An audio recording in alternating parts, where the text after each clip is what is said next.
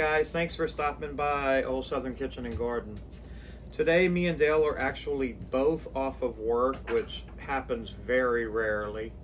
So we're gonna cook up a little lunch.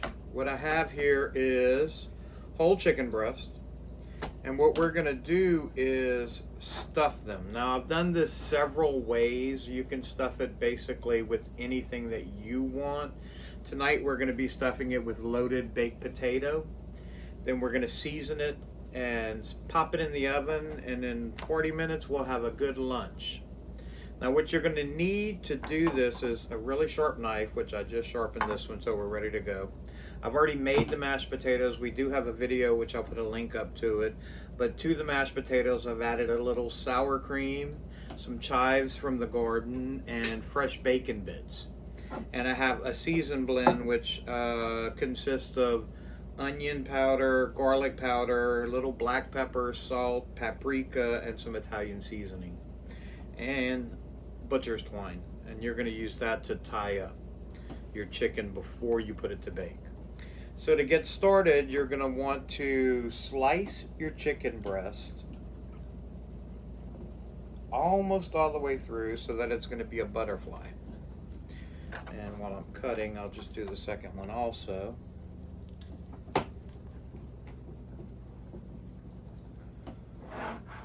Which will give you a nice little pocket to be able to put all of your stuffing into. Like I said, I've done this stuffing with so many different things. Prosciutto and fresh vegetables. Delicious. So then you're going to want to take a hefty amount of mashed potatoes. I mean, who doesn't love chicken and potatoes? It's just a perfect combination. You're going to make, push it down a little bit, and as you can see, so there is no cross-contamination, I did use a spoon to get everything in. And we're going to season the inside of the chicken breast. The potatoes are seasoned, but I just want some seasoning inside. Now you can see I'm using a liberal amount of seasoning. That's because I am using my roll where you use... Hold on, we're going to come in as you start to fold so they can see what you're doing. Howdy, y'all. Where you use half of the salt in any seasoning you're making. So you'll put 2 times pepper and garlic to 1 part salt. That way nothing will ever be over salted. And if you fold it over, as you can see, it's a perfect stuffed chicken breast. And then what we're going to do is season the outside liberally.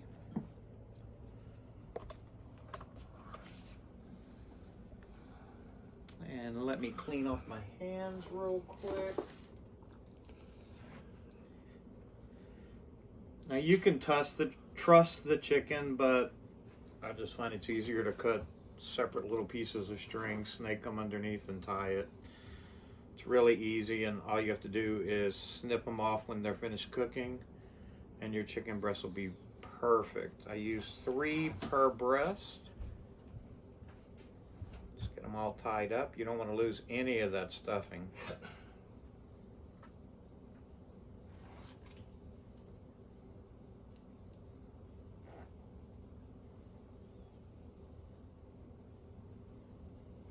And I do have a baking dish that should fit our chicken breast perfect.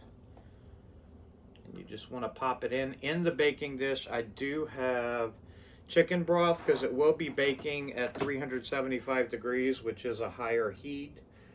So you don't want the bottom of the chicken to burn or burn onto the pan. You want some liquid in your pan while you're cooking.